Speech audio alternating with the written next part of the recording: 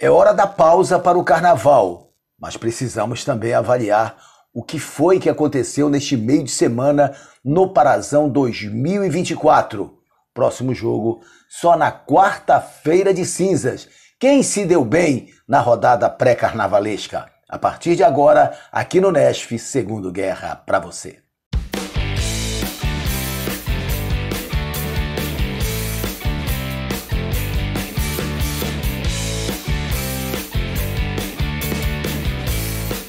O Paysandu está sobrando no Campeonato Paraense.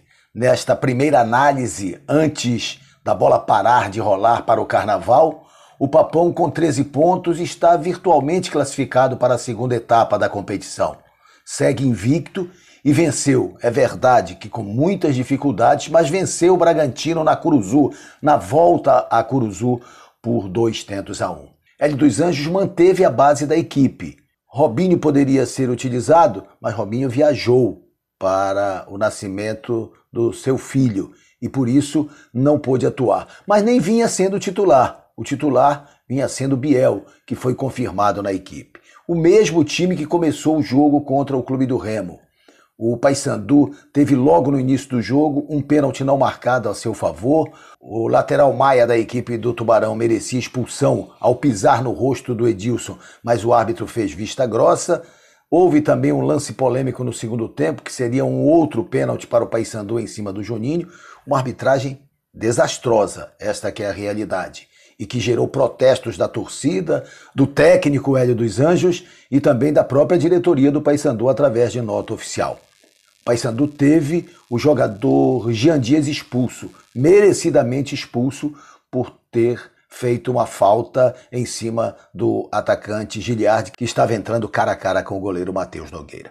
O Paysandu fez 1-0 com uma pintura, um gol antológico marcado pelo artilheiro Nicolas do meio-campo. No giro, ele percebeu o goleiro do Braga adiantado e meteu por cobertura para fazer 1-0.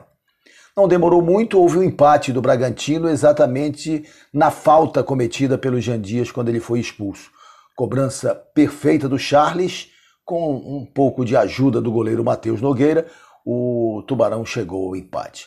O Paysandu tentou se articular, teve dificuldades ainda no primeiro tempo, mas ficou com a posse de bola. No segundo também tentou, buscou alternativas, deu espaços e cedeu o contra-ataque para o Bragantino e teve várias oportunidades de virar o marcador.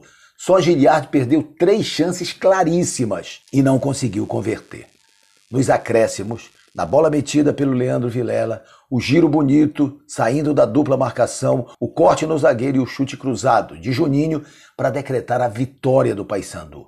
2-1 para o Papão, que chegou a 13 pontos, conquistou uma vitória muito difícil, jogando com um atleta a menos desde a metade do primeiro tempo, e foi realmente um triunfo importante para a equipe do Paysandu.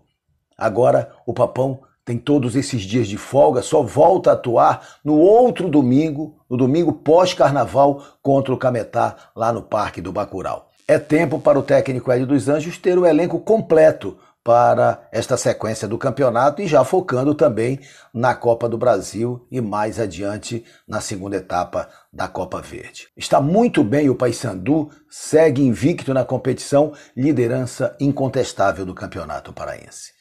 Nesta rodada do meio de semana, tivemos também a vitória da Tuna sobre o Remo no Baenão. O Remo, de volta ao Baenão, fazendo o primeiro jogo no estádio Evandro Almeida, recebeu a Tuna. E a Tuna aprontou para cima do Clube do Remo. O técnico Ricardo Catalá fez algumas alterações na equipe azulina. Não contou com o Echaporã, colocou o Felipinho, que foi muito bem no jogo, é bom que se diga. O garoto da base foi um dos destaques, um dos poucos destaques da equipe do Clube do Remo. Camilo também foi poupado, só entrou no segundo tempo. Jaderson começou a partida e Daniel foi mesmo volante e não Renato Alves como se imaginava. Além do Ícaro de volta à zaga, a titularidade da zaga azulina. Aliás, o maior problema do Remo foi no seu setor defensivo. Depois de tanta consistência apresentada em outros jogos, o Remo foi frágil. A Tuna fez 1-0 numa cobrança de escanteio com o Dedé cabeceando na pequena área.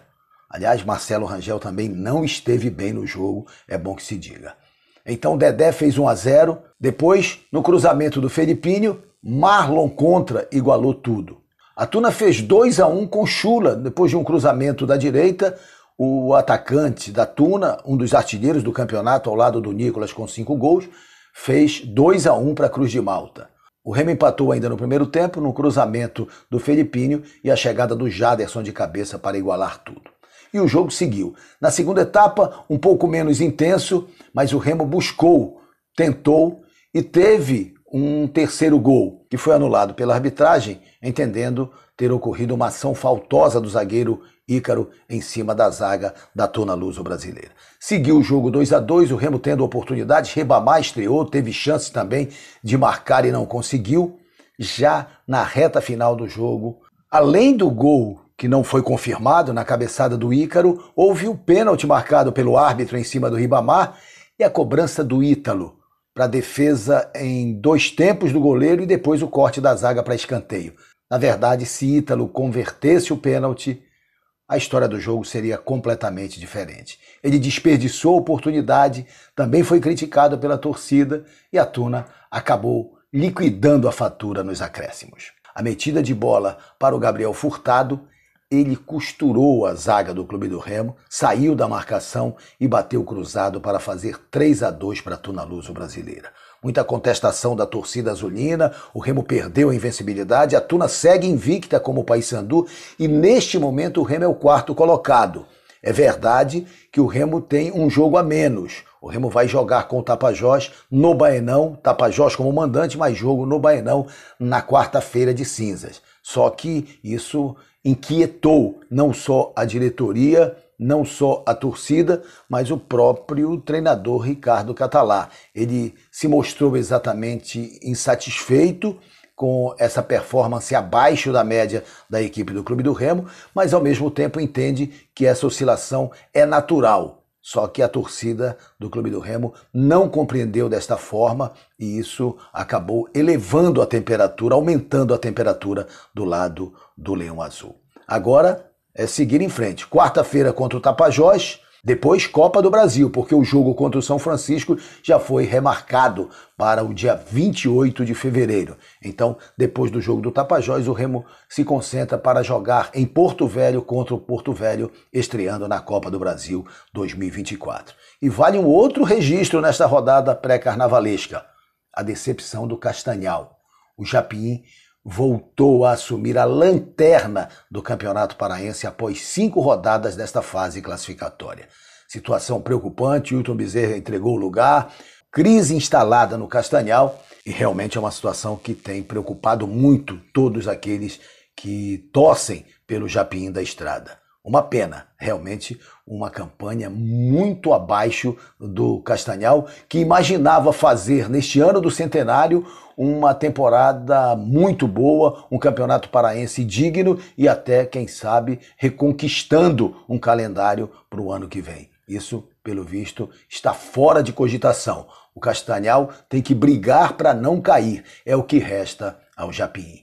É isso, amigos. Saúde a todos. Até a próxima.